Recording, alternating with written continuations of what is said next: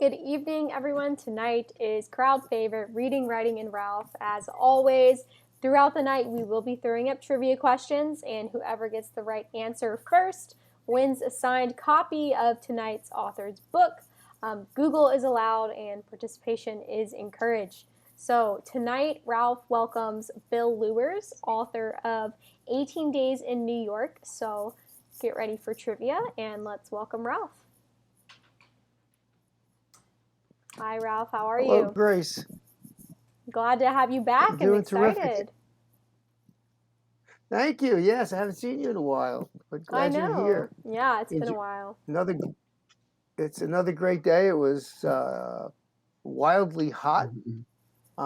As usual, I got out and played golf. It's Tuesday, and just enjoying. And tonight we have another fine guest, Bill Lewers, very knowledgeable when it comes to political history and political process.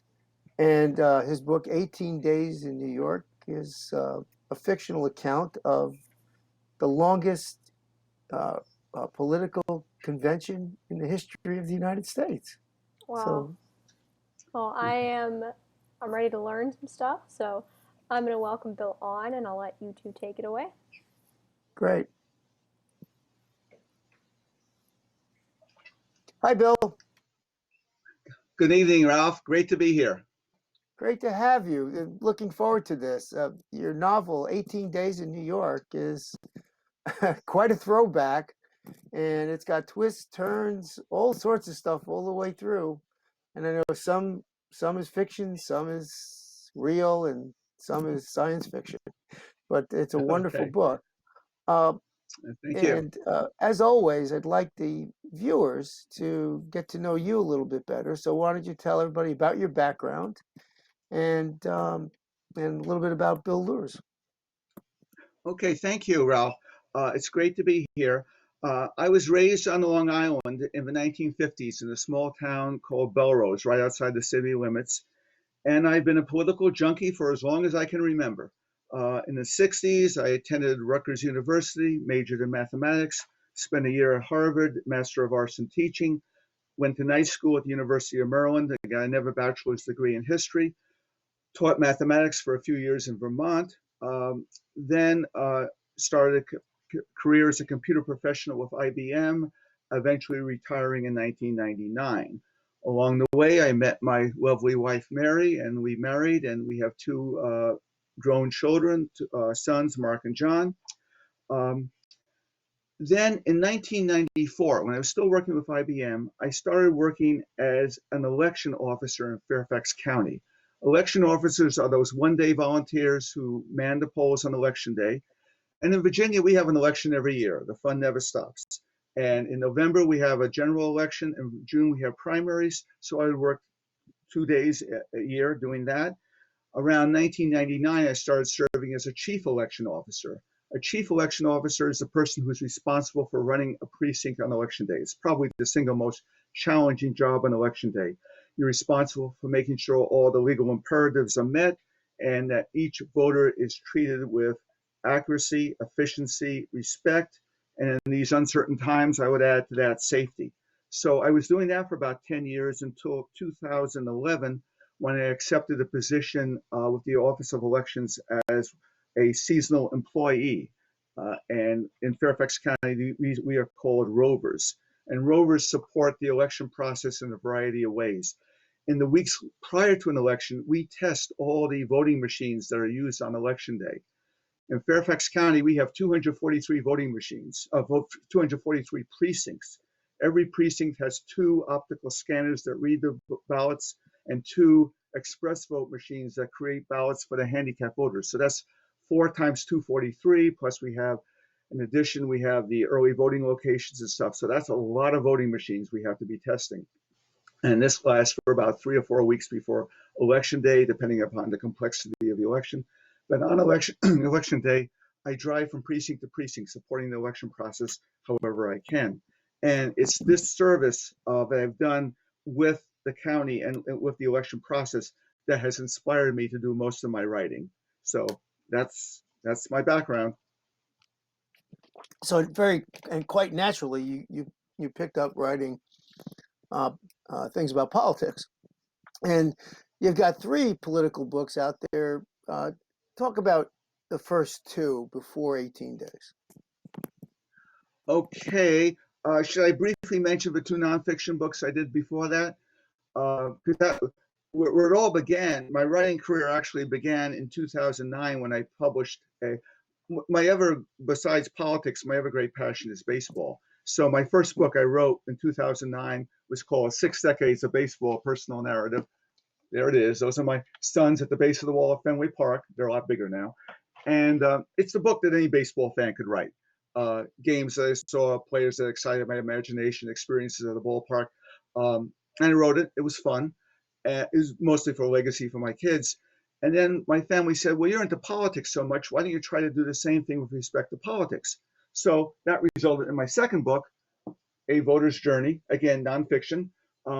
It does with politics what 6 Decades does with baseball. Instead of talking about games, I talk about elections. Instead of talking about players, I talk about politicians. That was published in 2013. But all the while, I'm thinking, what I really would like to do is write fiction. And I've seen so much. I won't say I've seen everything, but I've seen a lot in the election process. Things that have happened to me, things that I've seen happen to others. And I thought I really would like to write a novel. And and there's a lack of anything about. There are no novels about election officers. I remember going to the library and saying, "What do you have in the genre of election officer fiction?" And there is no genre of election officer fiction. There was nothing. Along the way, I found out some interesting things. Like, for example, on Amazon, there are over 13,000 titles with the word zombie somewhere in the title, and over 21,000 books about vampires, but not a single solitary book about election officers. And I said, that's not right. So I came up with a story called The Gatekeepers of Democracy. This was my novel. There it is. It's out there on Amazon right now. It's a story of a day at the polls as seen through the eyes of the election officers. And for this story, I created my 2 protagonists, my political odd couple. Their names are Carl and Cindy. And let me just say, I spent about 15 seconds coming up with those names. If I knew I'd be living with them 6 years later, I would have put a little more effort into coming up with names with a little more pizzazz. Carl is a prim and proper Republican. He believes in doing everything exactly by the book. Cindy is a party girl, free spirit Democrat who does nothing by the book. They meet for the first time in the Gatekeepers of Democracy, and they can't stand each other. They agree that the sun rises in the east and not much else, and they spend most of the day trying to get through the day and trying to get past each other. I had so much fun writing that book, but I didn't want it to end there. So I created another book a year later, published in 2017, called November 3rd. Things have changed for Carl and Cindy. Carl has become a rover. Cindy has become a political candidate. They're getting a little more used to each other now. And this is a book that it's a fictional story again about revolving around malfunctioning voting equipment. Okay. I had so much fun with that. I said, I don't want to stop now. So I said, what am I going to do now? The next novel I wrote was called Primary Peril. And this is, besides an election story, it's a murder mystery. And once again, Carl and Cindy are there, and they work on the election and they solve a murder. Now, through all this various time, the Carl and Cindy, their antagonism gradually becomes a grudging respect, gradually becomes friendship, gradually becomes affection, until at the end of Primary Peril, I hope we're not doing a spoiler here, they announce their engagement to be married. Who says you can't find romance at the polls? And so that's where I'm left off. It's now the spring of 2019, and I'm trying to figure out what to do next with Carl and Cindy and with my whole election writing career. And I guess this is where we start the whole thing about 18 days. Well, 18, so yeah, I mean, 18 days. 18 days I can talk for the next 45 minutes. You will. 18 days, that filled in a little of the backdrop, particularly with Peril, as to what was going on with Cindy and Carl. In this book, Carl spends a lot more time with Claudia, and they're the the two protagonists in this. But let me ask a question though, and this has to do with more about the political process of where we are today versus 1924. 18 days, over 100 ballots, the longest convention in history. Today, I can't remember the last time that going into a convention, either Republican or Democrat, that the outcome wasn't already known.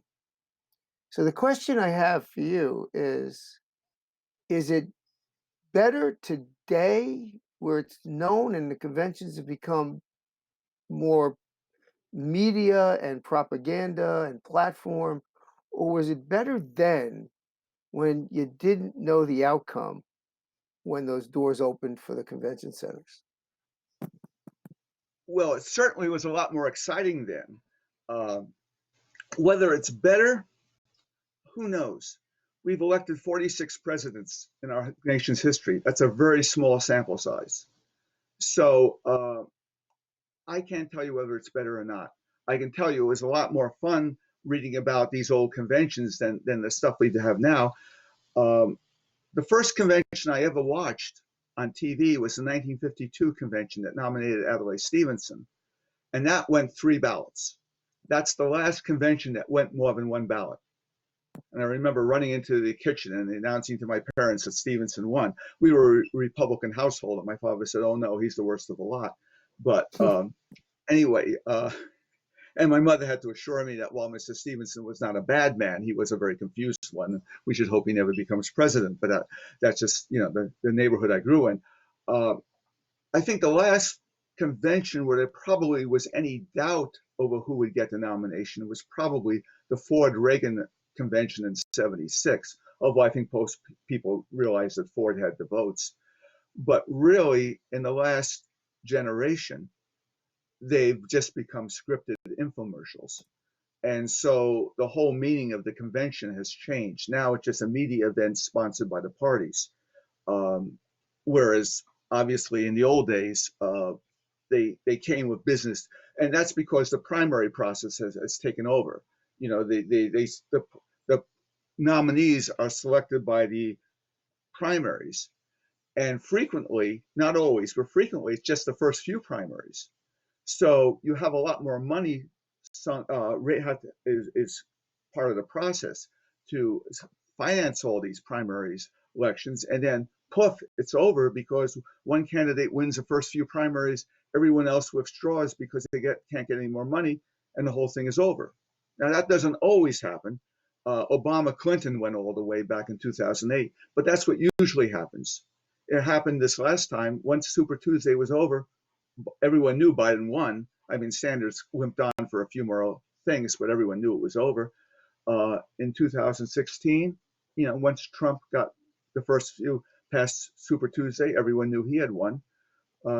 So it's just the way it is.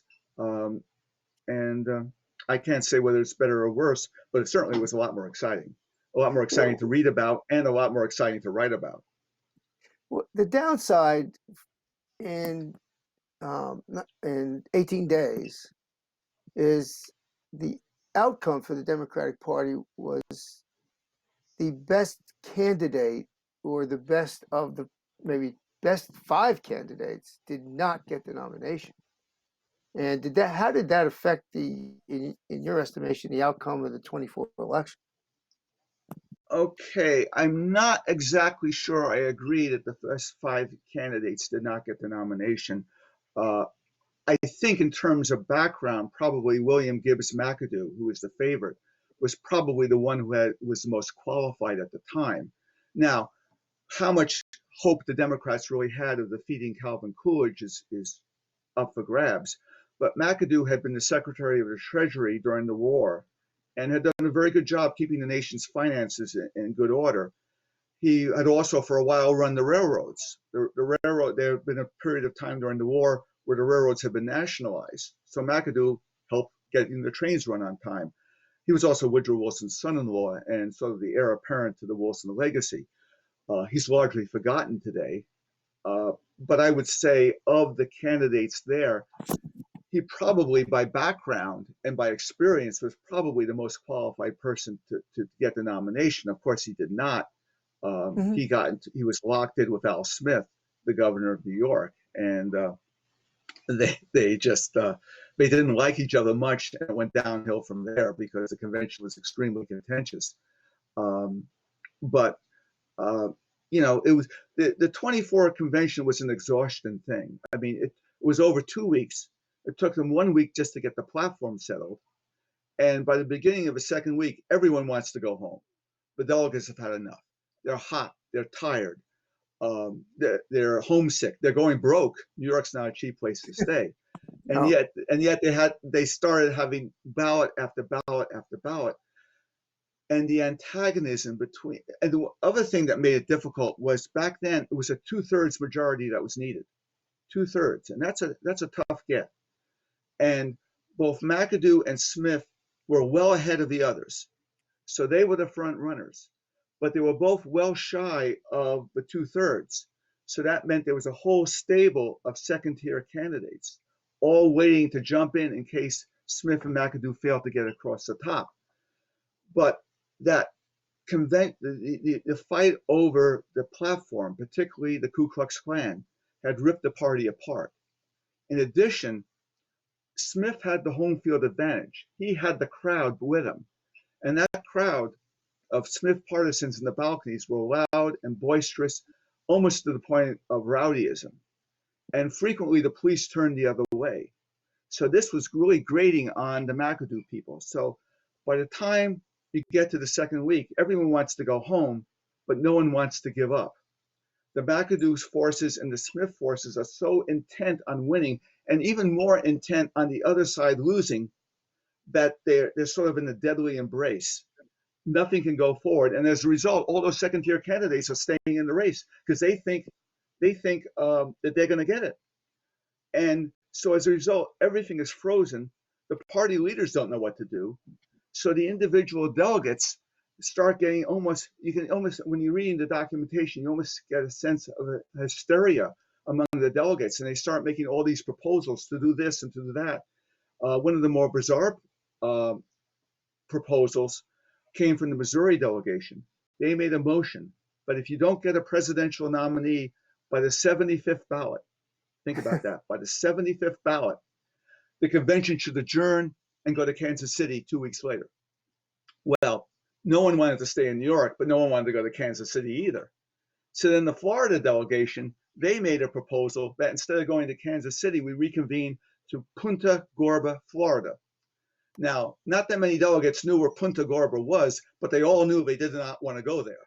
So these proposals kept getting voted down, and eventually you start getting back channel discussions. And this is where in my novel, Claudia gets involved in one of those, and she becomes a go-between between some people who have a different idea of how they can get this convention to close.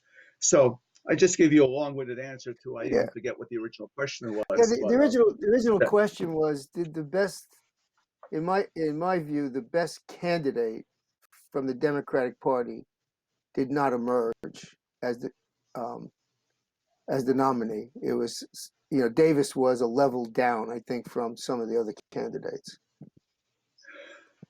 Davis had a respectable resume. He had been, I think, 3 terms in Congress. He was the ambassador to Great Britain, and he had a successful law practice. That was up to a very respectable, if not terribly inspiring, resume. He was nobody's first choice. He was West Virginia's favorite son, so obviously he was West Virginia's first choice. He was no one's first choice. He was no one's second choice. But it wasn't anyone's last choice, except William Jennings Bryan didn't like him, but even eventually he even accepted him. So you have to understand, by the middle of the second week, I don't think people cared who got nominated. They all wanted to go home. And so right. Davis was their ticket out of New York. And everyone, the delegates wanted to go home. New York City wanted them out of there. It was like and when I started writing this novel, I thought I had 2 protagonists, Carl and Claudia. They're my political they're my reporters. Claudia's a delegate. The story is going to be about them.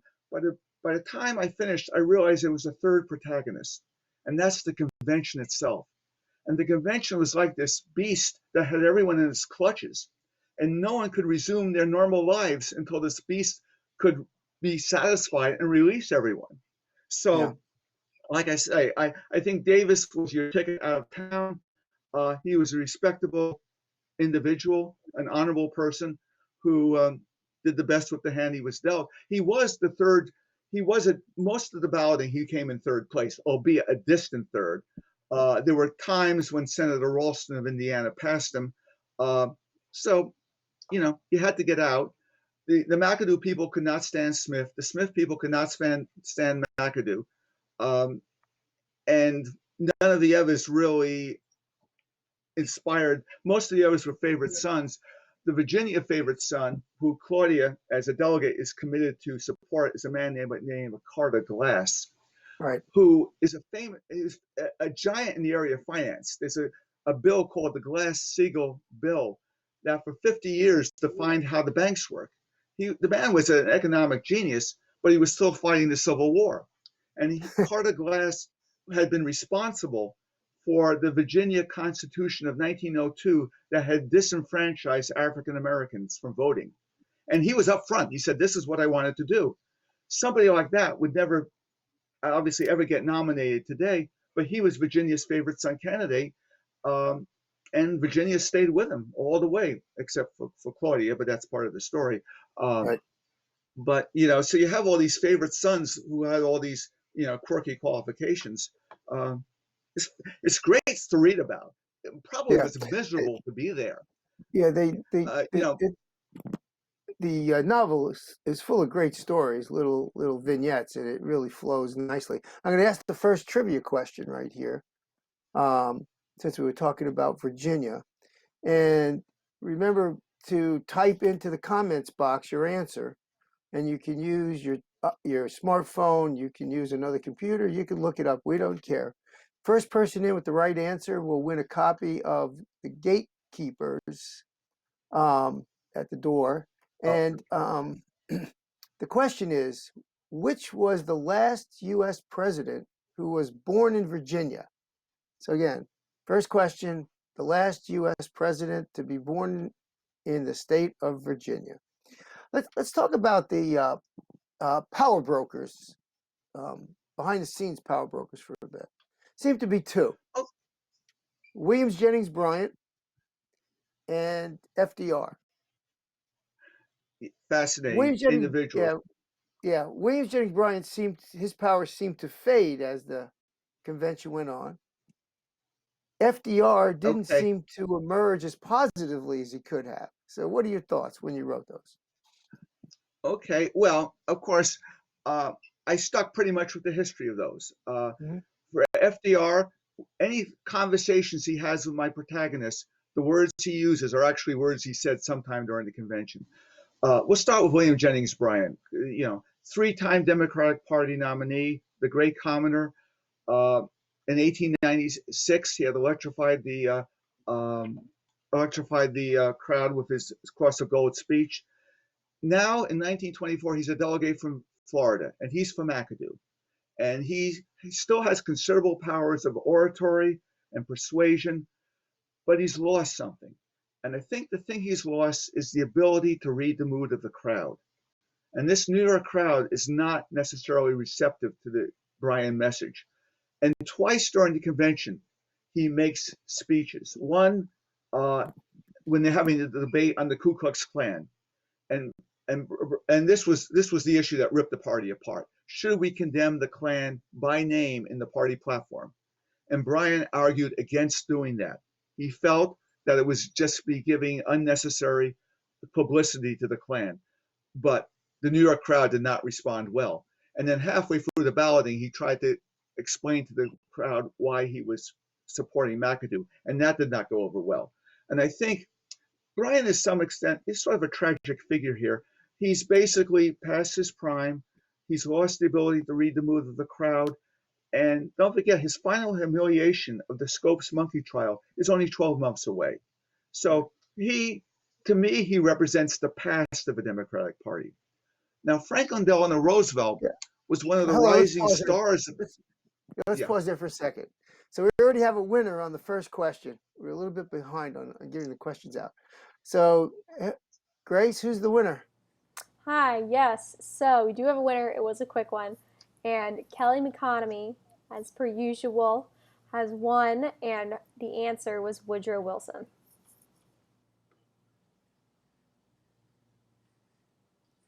The answer was. Great. Yeah, well, great, Okay. Kelly. Good job. Kelly's back. It's always have. So at this point, I'll give the second question, and then we'll talk about FDR. So the second question, and the winner will get an autographed copy of November 3rd. There were two major political figures in the U.S. who have been nominated 5 times by their party for either the office of president or vice president. Who are those two politicians? Two politicians nominated 5 times for the office of vice president or president by the Democrat or Republican Party. So FDR, let's talk about him for a couple of minutes. Okay. FDR had been one of the rising stars in the party in 1920 when he'd been nominated for vice president. But then came that tragic illness that left him paralyzed. And many people thought his career was over. And the 1924 convention represented his reemergence in political life.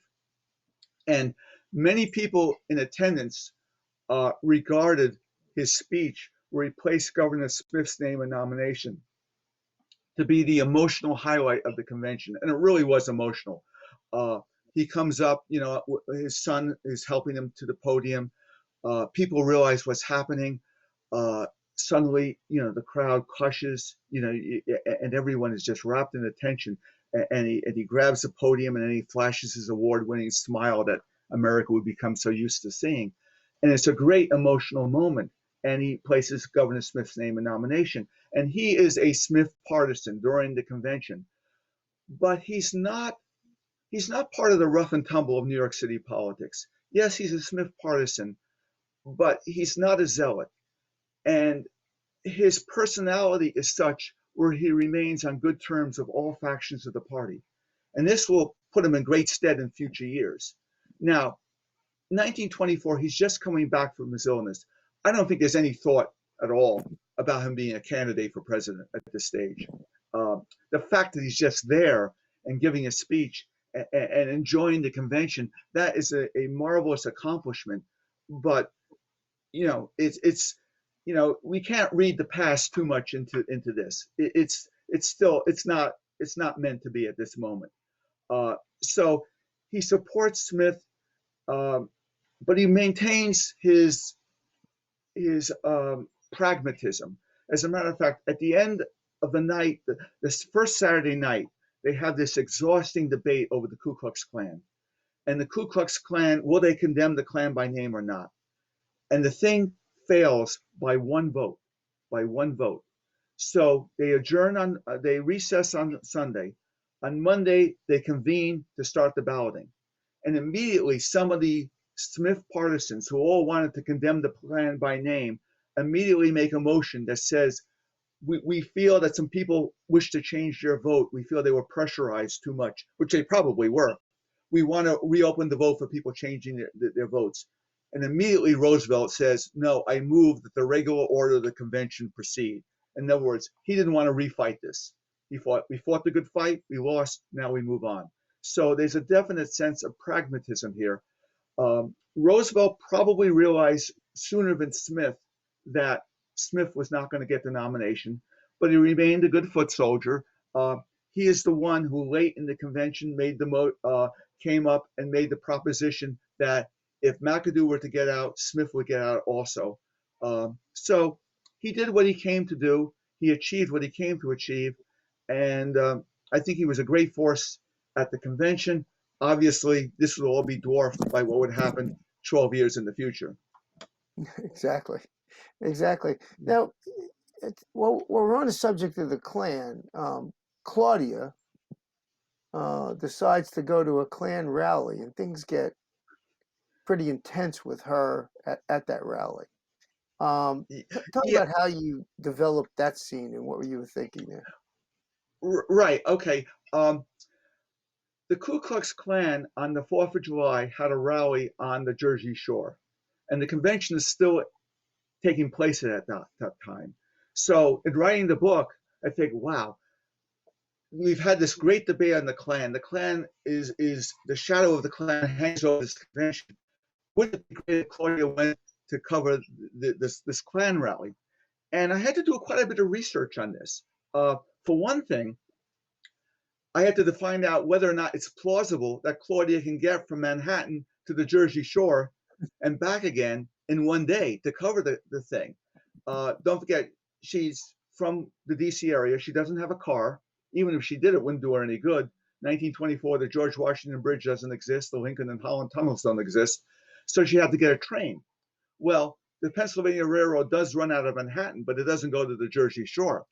As soon as it hits New Jersey, it heads down to Trenton and down the eastern seaboard. So I had to research the train lines that existed in New Jersey in 1920, in the mid-20s, to see if it was plausible that another train line could get her to the Jersey Shore. And I eventually found that there was a train line that did connect to the Pennsylvania Railroad line that would go to Long Branch, where they had the rally.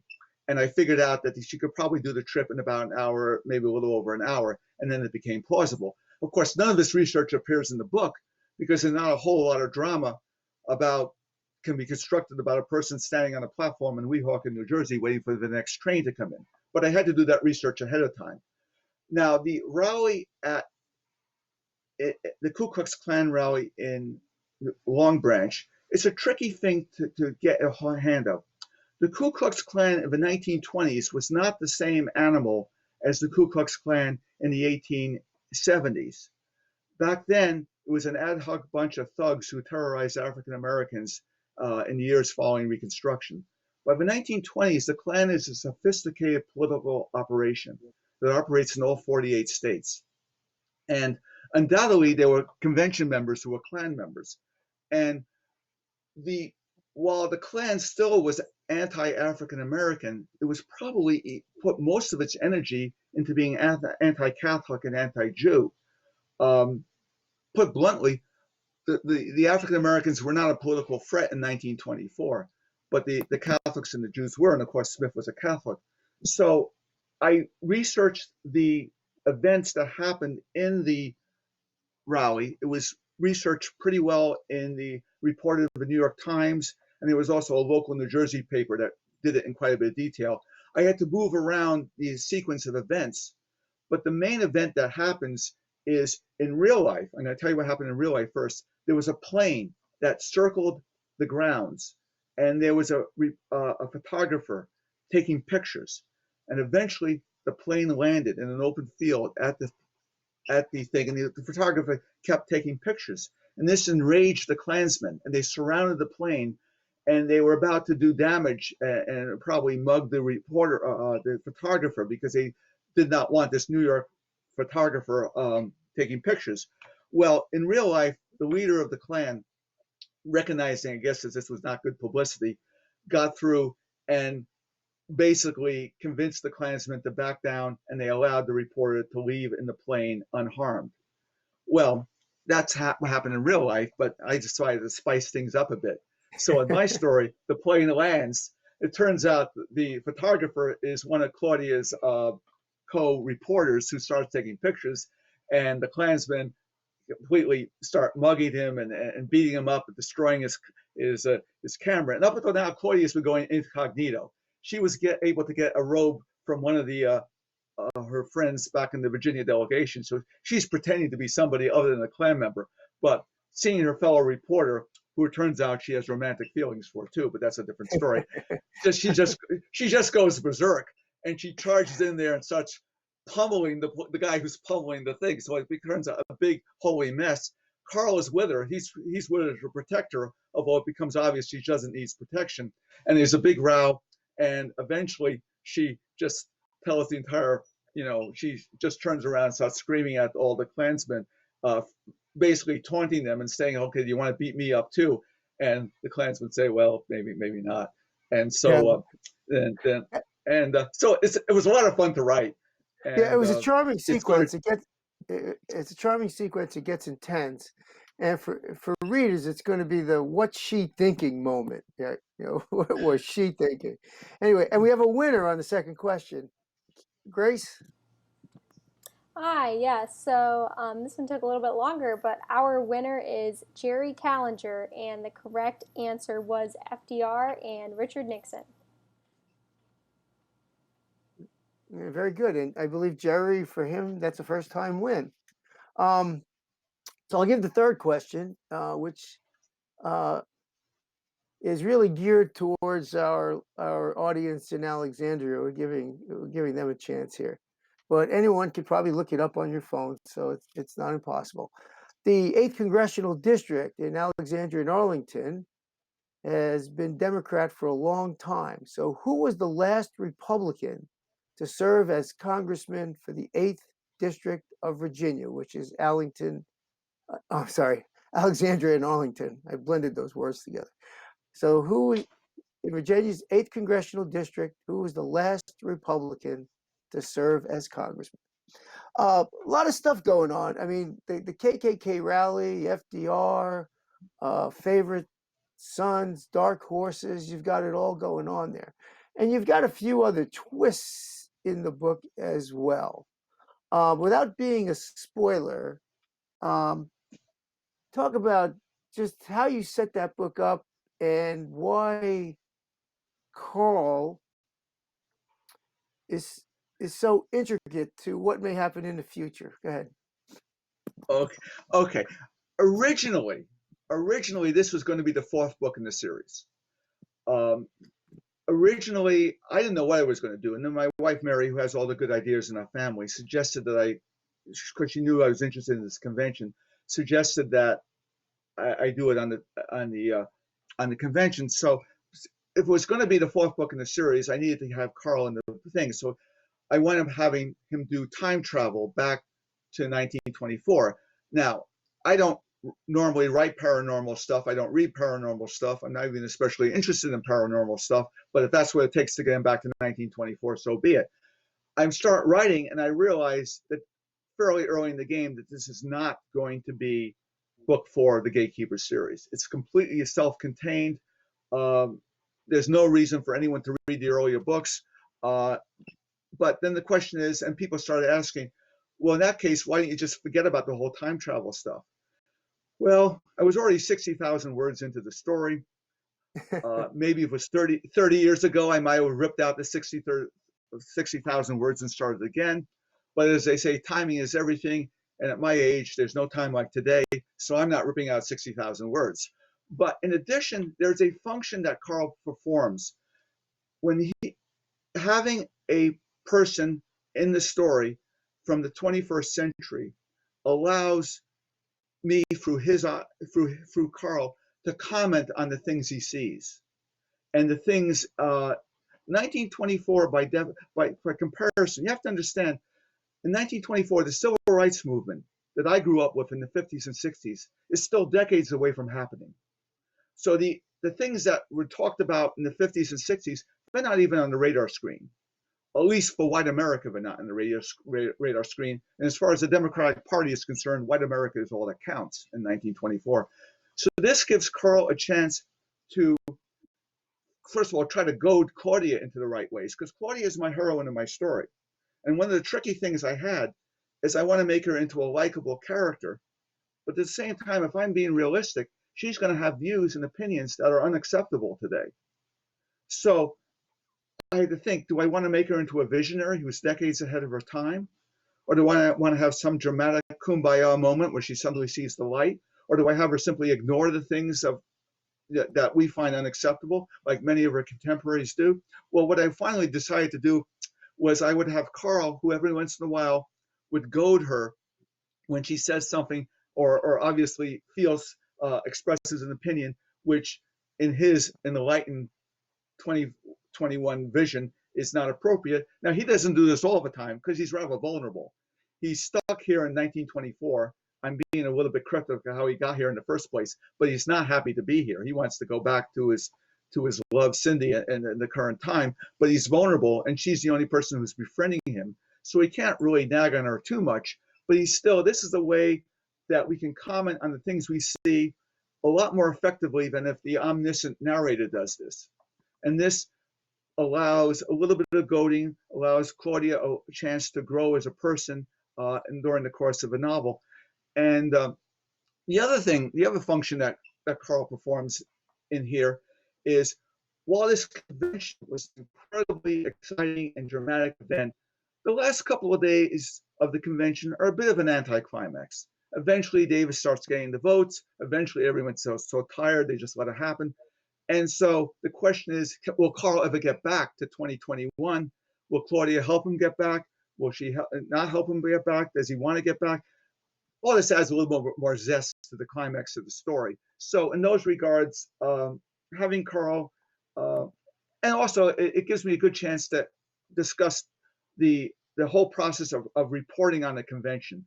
Claudia and Carl become teammates, doing the write-ups and doing the reporting on the convention. Now, Claudia is a professional reporter. That's what you train for in college. That's what she's been doing. Carl is a software engineer from 2021. He knows how to write technical manuals. And then first you do this, and then you do that. So he starts writing his stories, and Claudia looks at this stuff and says, we can't print this stuff. It's boring. We have to write with a little bit of style. And Carl gets kind of upset about that. He says, well, I kind of write pretty good, I think. Well, she says, no, you don't. And in the meantime, Carl starts saying, well, these views you have now are all kind of crazy and stuff like that. So this gives me a chance to have conflict. And this gives you a chance to have conflict back and forth between the two of them, even as they're writing their stories. And Carlos keeps giving her his 2021 wisdom. And she says, saying, please, no more hot news items from the future. I don't want to hear it. And so it gives a chance to have a little bit of human interest. And the important thing is, as exciting as this convention was, it's not my job to write the history of the convention. That's already been done by a historian far more qualified than me. I'm writing what I hope is a human story. What was it like to be on the floor of the convention? What was it like to be a reporter trying to get stories, trying to figure out who's hot, who's not, which sources are reliable, what stories are important, and what should be put back on page 30. Also, in terms of being a delegate, Claudia has to decide, how am I going to vote on the Klan issue? Do I follow my leaders, or do I go my own way? And what is my own way? And so I try to, and you also have the fog of war. When they're on the floor of the convention, they don't necessarily know everything that's happening. So I try to create a story of what it would be like to actually have been there. And the thing is, you do all your research, and I did a ton of research on this book, but there's a certain point where you have to let your imagination come into it. And in some instances, I had to let my imagination into it. For example, when Virginia, their delegation, they have to, they get 24 votes, I think. How are those votes recorded? Does the chairman of the convention go around and ask each person his opinion and write it down on a tally sheet? Or does he hand out ballots? I don't know. I wasn't able to find out. So I had to make it up. And in my mythical world, you fill out, everyone gets a ballot, they fill it out, they hand it in. And if the leader is satisfied, that's what he'll announce. If he's not satisfied, right now it's anonymous, but they can always poll the delegation, in which case everyone has to come clean and say how they voted. And that can be kind of, and that was a way, even in the 60s, they would occasionally poll a delegation. And that was usually done to embarrass people who were voting not the way they were supposed to be voting. And this would be a way of bullying them into changing their vote the right way, or at least exposing them. And don't forget, these are political types back home, and there would be consequences if they didn't vote the way they were supposed to vote. So exactly. Once again, I forget what your original question was, and I can keep going on forever. You pretty much answered the original question. But a couple of times in those polling, they actually, the chairman of the delegation was giving out the answers before he got the polls, and so you got a lot of intrigue in that.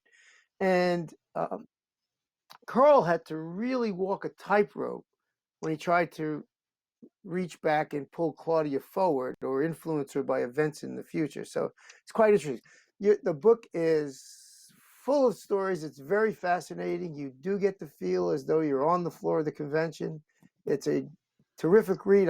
talk to your wife. I think there's at least 2 more books after this one. But anyway, so what's next? Oh, we have a winner. We do have a winner. And Grace? Yes, so our winner was John Gorski, and the answer was Stan Paris.